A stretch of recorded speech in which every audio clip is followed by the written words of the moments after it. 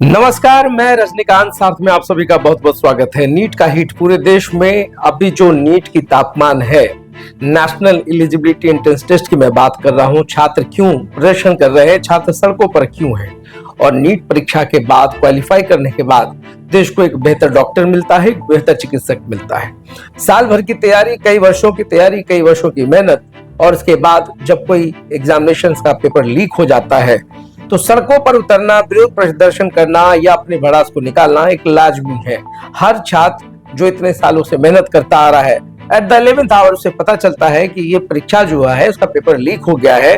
और सबसे बड़ी बात जो हर कोई को समझना होगा कि आखिर ऐसा क्यों होता है कि टॉप स्कोरर 63 कैंडिडेट जो है वो टॉप स्कोरर होते। कभी आपने कभी कल्पना किया है कि इतने बड़े एंट्रेंस एग्जामिनेशन में इतने सारे टॉपर हो जाए? बात होती है, बात सुप्रीम कोर्ट तक चली जाती है। 1500 से अधिक छात्रों को फिर से एग्जाम देने की बात कही जाती है। नेशनल टेस्टिंग एजेंसीज को कहा जाता है। धर्मेंद्र प्रधान शिक्षा मंत्री का वक्तव्य आता है, बयान आता है, एनटीए को वो क्लीन चिट भी देने की कोशिश कर रहे हैं और साथ में यह भी कर रहे हैं कि जांच का विषय जांच किया जाएगा। सदियों से जो भारत की परंपरा रही है, चाहे वो घोटाले की बात हो जाए या दुर्घटनाओं की बात हो जाए, बात सिर्फ जांच तक ही क्यों रुक जाती है? बात इतनी समझ में क्यों नहीं आती कि इतने वर्षों से चला आ रहा ये जो खेल है, जो फर्जीवाड़ा है, जो धोखाधड़ी है, इस पर अब तक नकेल क्यों नहीं कसा गया? क्या जो एग्जामिनेशंस ली जाती है बड़े बड़े स्कॉलर के पास या जो सॉल्वर्स हैं उनके पास वो पूरा सवाल पहुंच कैसे जाता है? कैसे स्कोर कार्ड उनके पास होता है? कैसे वो बच्चों को पूरी पद्धति रटवा देते हैं और उसके बाद एग्जामिनेशन में बैठने के बाद रिजल्ट और माँ बाप की खुशियां और तमाम चीजें। बहुत सारे फ्रंट पेजेस पे आपने बोल्ड बोल्ड हेडिंग्स देखे होंगे कि इतने बच्चों ने क्वालिफाई किया, नीट की परीक्षा में ये उत्तीर्ण हुए, ये टॉपर हुए। और उन बच्चों से भी पूछिए जिन्होंने पूरी मेहनत तो की मगर उनके रिजल्ट और कट ऑफ मार्क्स में इतना डिफरेंसेज आ जाता है कि उनका सिलेक्शन भी नहीं हो पाता है। ये पीड़ा उन बच्चों की है। बात हम करते हैं इन तमाम चीजों पर कि समाज में जो भी अभिभावक बैठे हैं जिनके पास पैसा है, अपने बच्चों के लिए सॉल्वर्स गैंग से समझौता करते हैं, बात करते हैं, उनको रुपये देते हैं 25 से 30 लाख। जो 15 जो पकड़े गए लोग हैं, जो बदमाश हैं, जो फ्रॉड्स हैं, उन्होंने स्वीकार किया है। पूरा एक चैनल है, पूरा एक गैंग है जिसका तार सिर्फ बिहार से नहीं है, यूपी और एनसीआर से भी है। आप इससे भी पहले अगर आपको याद होगा कि चंद महीने पहले ही पेपर लीक मामला हुआ, तार दिल्ली, यूपी और बिहार से जुड़ गया। आखिर इस देश में इस मेहनत के बावजूद भी या जो फर्जीवाड़ा का खेल है वो कब रुकेगा? अभिभावक कब समझेंगे कि देश को एक अच्छे डॉक्टर की जरूरत है जो दूसरे भगवान की मान्यता के रूप में धरती पर माने जाते हैं? अब बात तो यह हो गया कि धरती का दूसरा भगवान आखिर हो तो कैसा हो, तो इत्मीनान से जाते हैं कि हमारी जान बच जाएगी।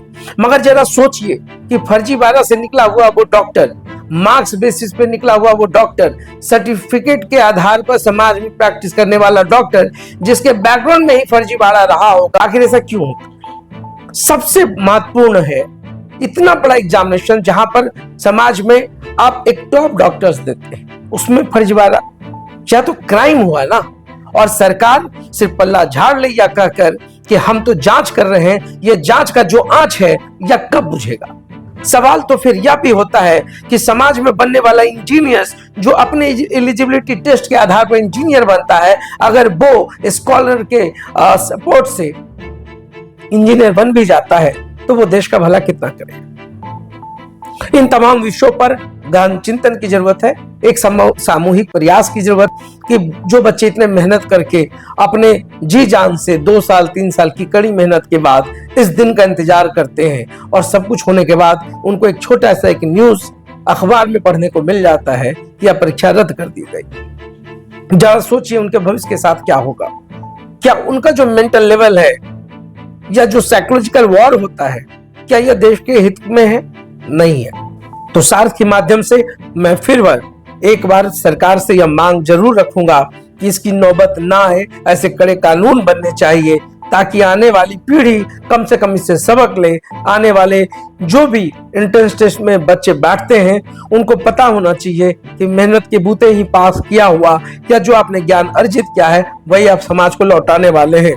वो अभिभावक जो पैसे के दम पे अपने बच्चों को डॉक्टर इंजीनियर बनाते हैं उनसे भी मेरा अनुरोध होगा कि आप चिंतन करें, मनन करें कि जो आप कर रहे हैं क्या यह अपराध नहीं है। अगर है तो अभी भी समय है, चेत जाएं और देश को एक बेहतर डॉक्टर जरूर दें। तो देखते रहिए साथ। बहुत बहुत धन्यवाद।